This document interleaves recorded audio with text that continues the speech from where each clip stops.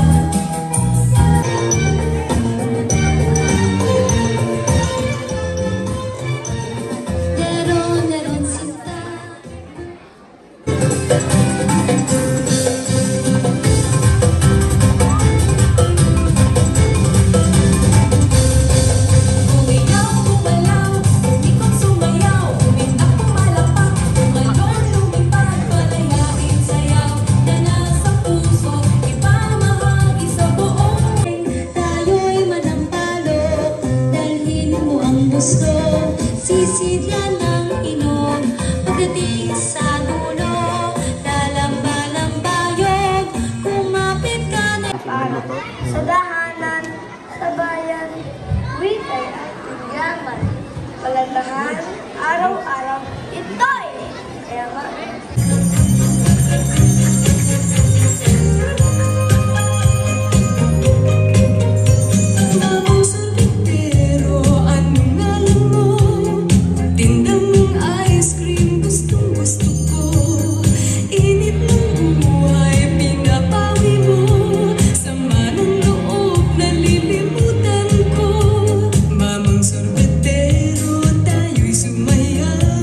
Kalimbang mong hawak, muling ikaw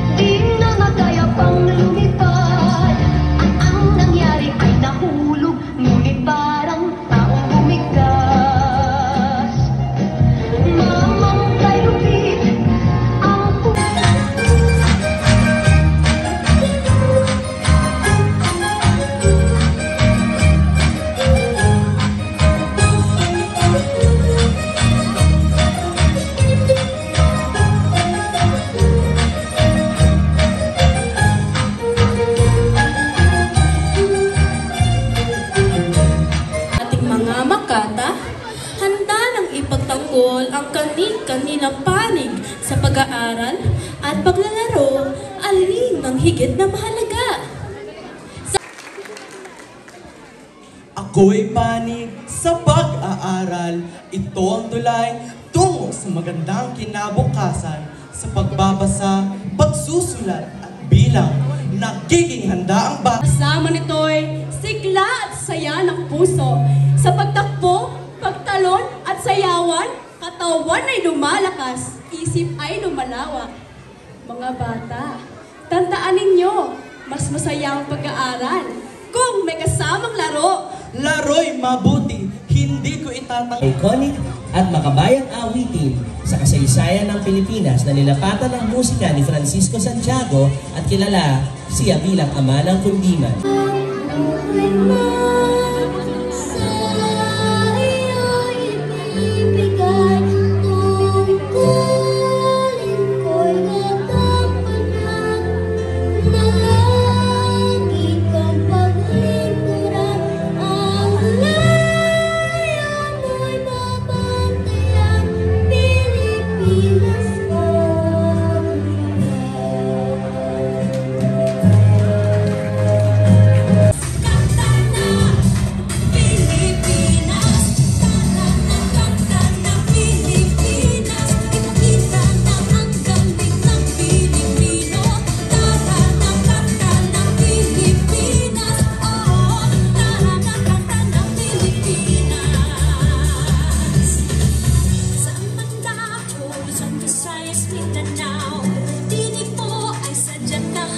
Kanyang mga anak.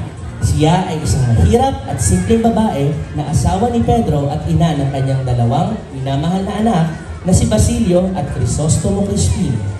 Si Sisa ay dinalawan bilang isang mapagmahal at masakit ang kalooban na ina.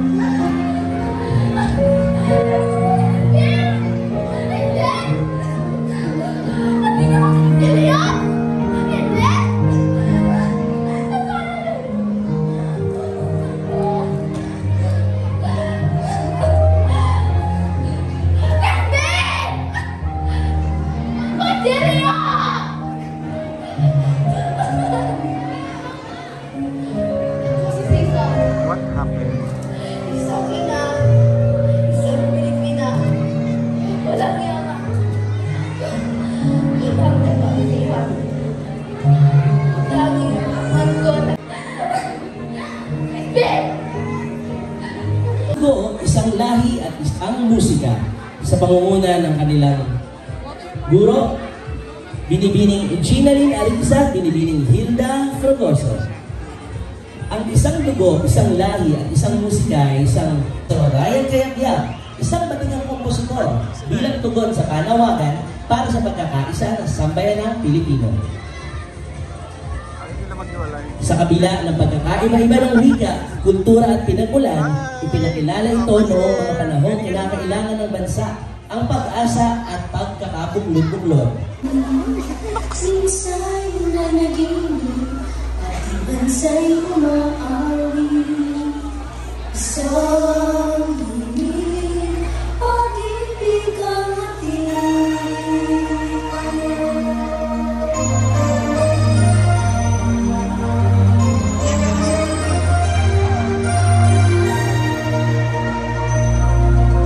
Isang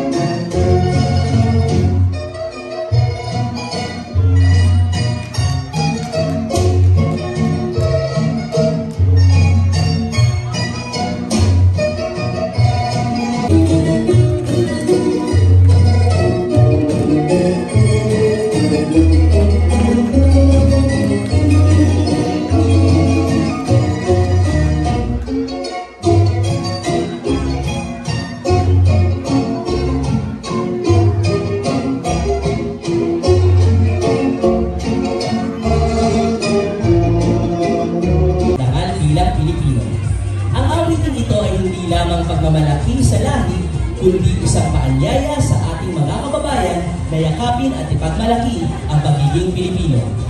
Kaya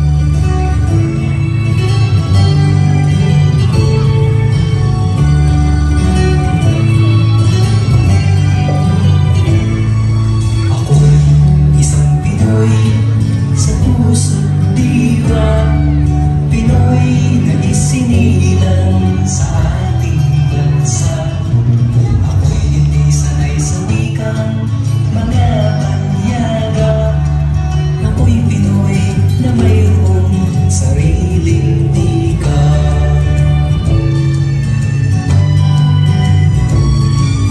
Wikang pambansa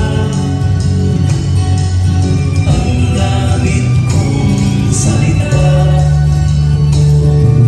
Bayan kong sinilangan, hangad kong lagi ang kalayaan. Sikat Jose Rizal, nooy nagwika. Siya ay nagpangaral sa ating bansa. Ang hindi raw magmahal sa sariling wika ay higit pa ang amoy sa mabahong isda.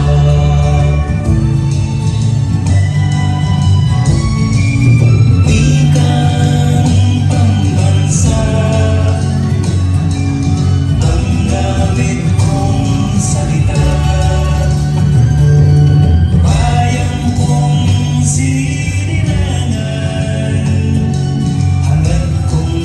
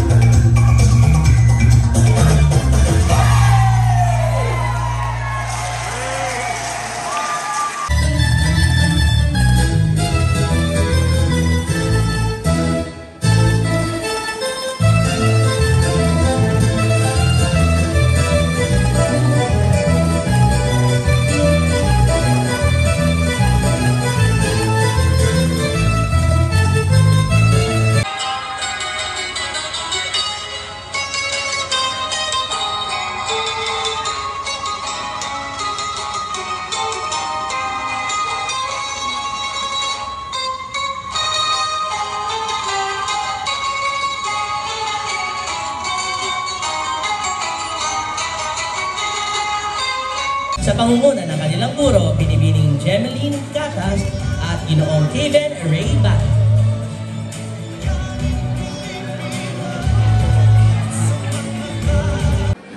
Ano pa hinihintay natin? Tara na!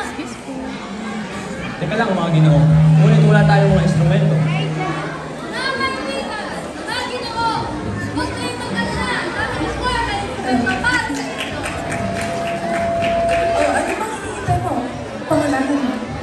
Mga binibini, maalibay. Napakita ng unang kaya ang kultura ng pagtutulungan at pagkakaibigan nating mga Pilipino. Ang mga mananayan sumisimbolo sa makulay na tradisyon at kasaysayan ng ating bansang Pilipinas. Atin kong palakpakan ang mga mag-aaral mula sa ika-4 na baitang Unang Kaya.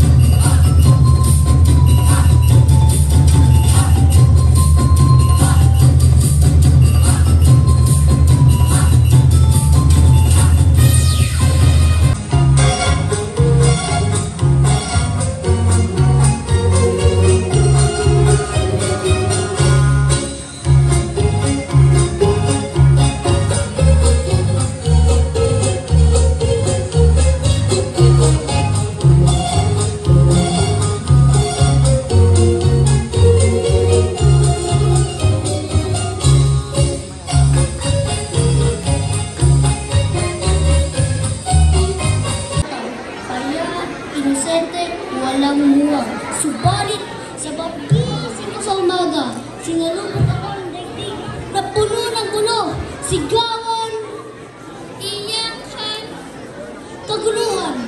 Bakit ganito ang aking ginagalawan? May gutom sa lansangan, may karahasan sa tahanan, may takot sa paaralan. At ako, tahimik lang, tahimik ngunit nakakaramdam, tahimik ngunit nag-iisip. Ako'y isang bata na may pangarap, pangarap na makapag-aral, pangarap na marinig, pangarap na mahalin. Hindi ba't karapatan ko rin yan? Hindi ko himili na isilang sa mundong magulo. Hindi ko pinili ang kahirapang tinatahak. Subalit ako'y naririto, humihinga, umiibig, umaasa. Day, Sayang lang sa ubat.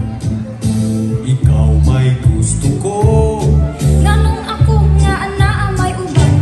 Agap sana lang ko, day. Di ko lagi kayo ako'y gusto.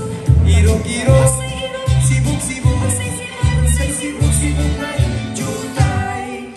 Stilan ni mo inday, pagkawala mo'y kaluoy. Oy, ang gugma undo. Di madalag luoy, luoy. Pangalo ka na lang jutay. Unsay halok, uy, unsay juday. Iro-iro, Unsay iro, sibog-sibog, unsay sibog, say sibog-sibog na jutay. Pahalo ka kuday asaman, sa imong aping. nganuman, Ako ay mulakaw, asaman. ngadto sa Davao. Ang di ay, Maayo ni ini maghimo kitag hatumanan. Panyong binurdahan sinitrahan sa imong ang ngalan. di ay, paminaw ra undo. Nganuman Ani ay tambag, unsa man pag hinay-hinay